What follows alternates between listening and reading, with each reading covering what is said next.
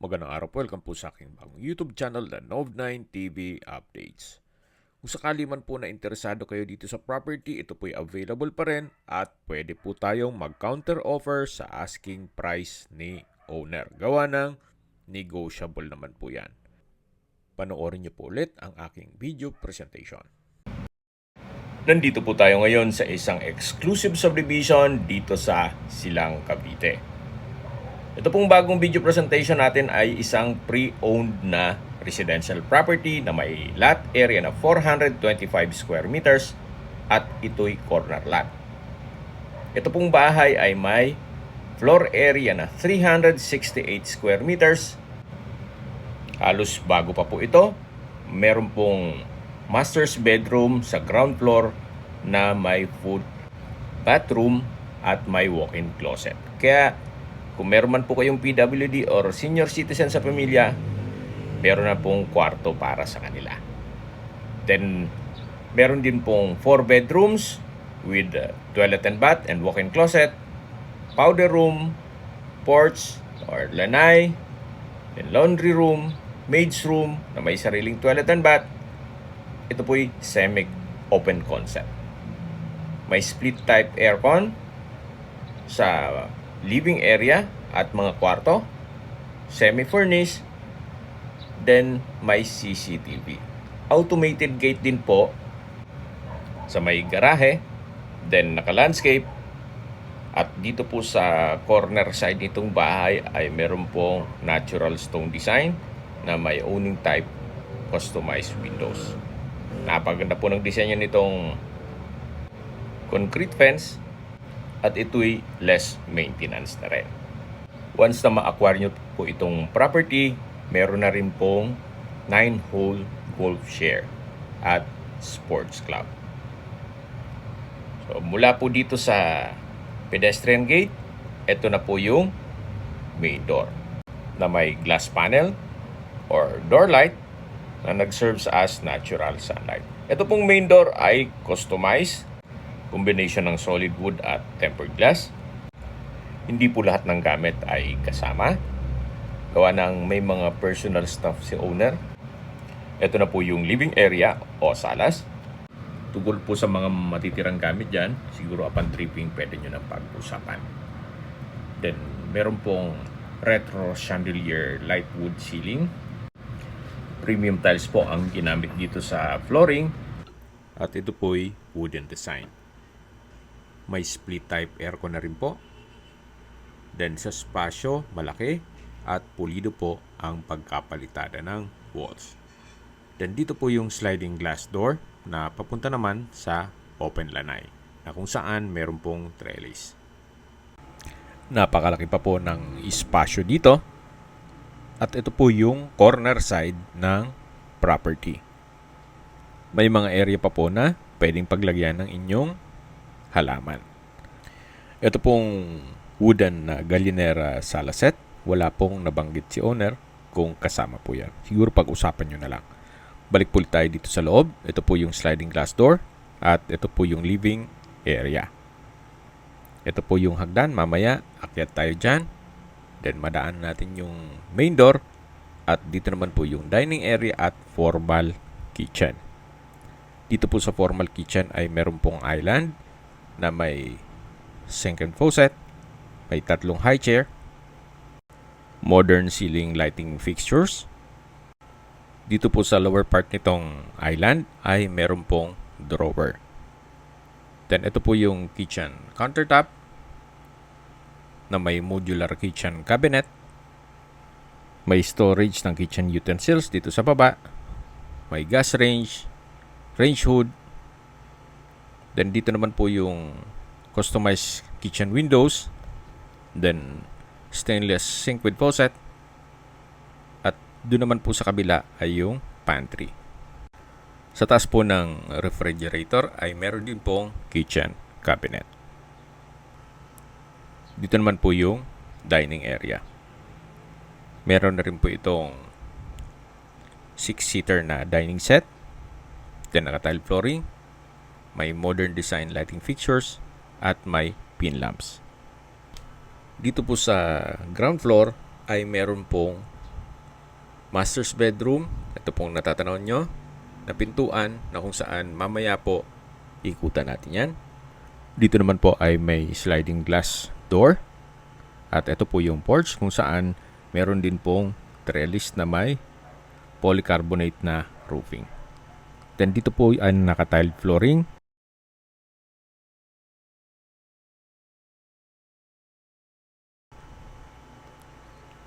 So napakaaliwalas din po dito at dito naman po sa kabilang side ay yung breakfast table na may ceiling fan. Then may malaking sliding glass window sa side na to. May console table. At dito naman po yung setback kung saan meron pong hangout area. At ito yung naka-tiled flooring sa area to. Then meron pong carapau grass. At sa gilid po nitong concrete fence ay may ilang ornamental plants. So paikot po yan sa buong kabahayan. Then may pathway. Dito naman po pag dumiretso kayo dyan ay yung papunta sa open lanai. Then meron pong pedestrian gate dun sa dulo. May ilang steps po dito ng stairs na papunta dito sa porch at dito sa may breakfast table. Sa unahan po nito ay yung service area. Meron pong sliding wooden door. Ito po yung laundry area na meron pong built-in cabinet. At dito naman po ay may countertop na may stainless sink with faucet. Sa baba po ay may cabinet. Then dito po may mga customized glass window na papunta naman sa maid's quarter. Sa spasyo naman, sakto lang. Hindi naman siya ganun kaliit at hindi naman ganun kalaki. Komportable naman po dito ang inyong magiging kasama sa bahay. So mula po dito sa maid's room, ito po yung service area. Then paglabas po natin yung breakfast table o game room. Depende po kung anong use nyo dito o magiging purpose nyo yan sa area yan. Then dito naman po yung dining area. Mula po dito sa dining area, matatanaw natin yung formal kitchen. At ito po yung first bedroom. Ito po yung naka-solid wood door. At yan po yung folding. Kaya hindi po kumakain ng spasyo. Yan po. Napaganda po ng disenyo. So pag pinold nyo, konting spasyo na lang ang kakainin niya. So may ilang steps din po ng stairs dito. Ito po, tunghayan nyo po yung first bedroom. May split type aircon, then wardrobe at drawer, naka-tiled flooring, then may wall lamp, pin lamp. At pag nandito po kayo sa loob, matatanaw nyo yung dining area, living area, at open lanai. So napakaganda po ng floor plan, napakaaliwalas. Hindi po ganun kagulo yung setup ng bahay. May sariling toilet and bath din po ito. Na may bathroom countertop, vanity mirror, from floor to ceiling po ang tiled bathroom wall. May water closet with bidet. Then may shower enclosure at may overhead shower. Meron din po itong bathroom window na may blinds. Yan po yung overhead shower. High ceiling din po dito sa area to. Meron pong built-in na shampoo at soap holder. Then wall-mounted stainless towel holder. So ito po yung common toilet and bath dito sa first bedroom. Then meron din pong sliding glass door na access papunta naman dito sa may balkonahe o terrace. Sa ilalim po nitong first bedroom ay yung garahe. Na kakasya po ang 4 na sasakyan at mamaya po bababa tayo dyan. At mula po dito matatanaw nyo naman yung automated steel gate. So yan po yung split type aircon. Then dun po sa dulo naman yung setback. Paikot na yan sa buong bahay. So balik po ulit tayo dito sa loob at lalabas na po tayo dito sa first bedroom. Then pagbaba nyo, ayan yung living area na dinaanan natin kanina. Then sa dulo yung living area at dito naman po yung island o breakfast nook at formal kitchen. Then dito naman po tayo sa master's bedroom. Kung meron man po kayong PWD or senior citizen sa pamilya, ito po yung tinutukoy ko na kwarto para sa kanila. Napakalaki po ng espasyo. May customized glass window o Onin type window. Tiled flooring, may ceiling fan. Sa mga kagamitan po, may option po kayo kung sakali man na may magustuhan kayo, pwede nating i-negotiate kay owner. Then kung sakaling ayaw nyo naman, pwede naman pong hindi nakasama mga furnishings. So mag-counter offer na lang po kayo sa asking price ni owner. Kung furnished or semi-furnished, so depende po sa inyo kung hanggang saan ang magiging budget nyo para dito sa property. So ito po yung toilet and bath. May drop lights. Then wall-mounted na towel holder. May bathroom countertop. Bathroom drawer and cabinet. May hand wash basin with stainless faucet. At meron pong vanity mirror. Ito naman po yung water closet with bidet. At dito naman po yung shower enclosure na may overhead shower.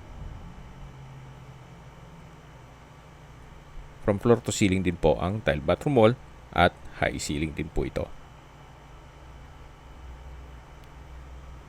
May built-in na soap and shampoo holder. At lalabas na po tayo dito. Tunghayin niyo po ulit itong master's bedroom. Yan po, napaganda, napakaliwalas. Then mula po dito sa master's bedroom ay matatanaw nyo naman yung espasyo na malapit dun sa open lanay. Ito naman po yung walk-in closet. Then meron pong mga wooden shelves. At yan na rin po nakapwesto yung CCTV. So, syempre yung CCTV ay kasama na po yan. Hindi naman tatanggalin na. Pati yung mga split type aircon. Kung sakali man po na gusto nyong hindi furnish, lahat ng movable, yun lang po ang pwedeng tanggalin. So, paglabas nyo po dito sa master's bedroom, yan po yung living area na kung saan naipakita ko na sa inyo ito. At dito po yung main door. Bago tayo umakyat dito sa hagdan, ay meron po itong understairs na powder room. Na kung saan ito yung naka-solid wood door. Then meron din pong bathroom countertop, vanity mirror, water closet with bidet. At yan po yung customized glass window na serves as natural sunlight. Floating po itong bathroom countertop. Napakalinis po nitong property. Wala na po kayong ipapagawa dito. Even yung mga corners, mapapansin nyo, malinis pa rin. Kaya ito po'y ready for occupancy. Once na ma-acquire nyo ito, anytime, pwede nyo na pong lipatan kagad. So, akyat na po tayo dito sa hagdan o sa stairs kung saan ito po'y may staircase window na nag-serves as natural sunlight. Maisingit ko lang po, ito pong subdivision dito sa Silang ay nasa mataas na lugar. Ang estimated elevation above sea level ay 931.1 feet. Kaya malamig po ang klima dito at sariwa ang hangin. Nandito na po tayo sa family area. Then sa dulo po ay may sliding glass door papunta sa balkonahe. Meron na rin pong split type aircon dito. At ibang furnishings. So mula po dito may sliding glass door na papunta dito sa balkonahe o terrace. At yan po ang inyong mga magiging kapitbahay. Napakaaliwalas po, napakatahimik ng lugar. At tungkol naman sa seguridad, safe na safe po kayo dito gawa ng meron pong 24 hours roving guards dito sa loob ng subdivision. Check po muna natin ang third bedroom at ito'y kumpleto rin po. Sa spasyo, malaki, may ceiling fan, naka-tile flooring, pulido ang pagkapalitada ng walls at ceiling, may split type aircon, may bed frame and mattress, then may sliding glass window papunta sa balkonahe, at halos same setup lang po. Nakabukod po ang walk-in closet doon sa toilet and bath. So ito po yung walk-in closet na kung saan mayroon mga wall-mounted wooden shelves. Tunghayin nyo po ulit itong third bedroom. Then dito naman po yung toilet and bath. Ito po yung naka-solid wood door. May water closet with bidet. Bathroom countertop with drawer and cabinet. May vanity mirror. Then drop lights. Bathroom window. Tile bathroom wall. Then meron pong shower enclosure na may overhead shower. High ceiling din po dito at may built-in na shampoo and soap holder. So ito po yung toilet and bath dito sa third bedroom. Na napakalaki din po ng espasyo. Meron din po mga wall lamps, then bedside table. At dito naman po yung sliding glass door na may sarili din po itong balkonahe o terrace. Ito po yung corner side nitong property at sa baba po nito yung open lanai. Yan po. Napakaaliwalas po ng lokasyon nitong property. Then, dun po sa dulong side na yan ay yung clubhouse. Balik po ulit tayo dito sa loob ng pangatlong kwarto na kung saan kompleto na rin po ang makagamitan dito. So, labas na po tayo. So, yan po yung staircase window. Then, ito po yung family area at dito na po yung fourth bedroom. Naka-solid wood door. Then, sa spasyo, malaki din po. May customized glass window, ceiling fan, pin lamps, may split type aircon, naka-tile flooring, then halos same setup lang po nung ibang kwarto. Nakabukod po ang toilet and bath sa walk-in closet. So ito po yung toilet and bath ng fourth bedroom, may water closet, bathroom countertop with drawer and cabinet, hand wash basin, then vanity mirror, bathroom window, shower enclosure, overhead shower, at from floor to ceiling po itong tile bathroom wall. High ceiling din po ito. Labas na po tayo dito para check natin yung walk-in closet at tunghayin nyo po ulit itong fourth bedroom na may sariling toilet and bath at walk-in closet. Ito naman po yung walk-in closet na kung saan naka-solid wood door. Then, meron din pong mga wooden shelves na halos same design lang po nung mga naunang kwarto.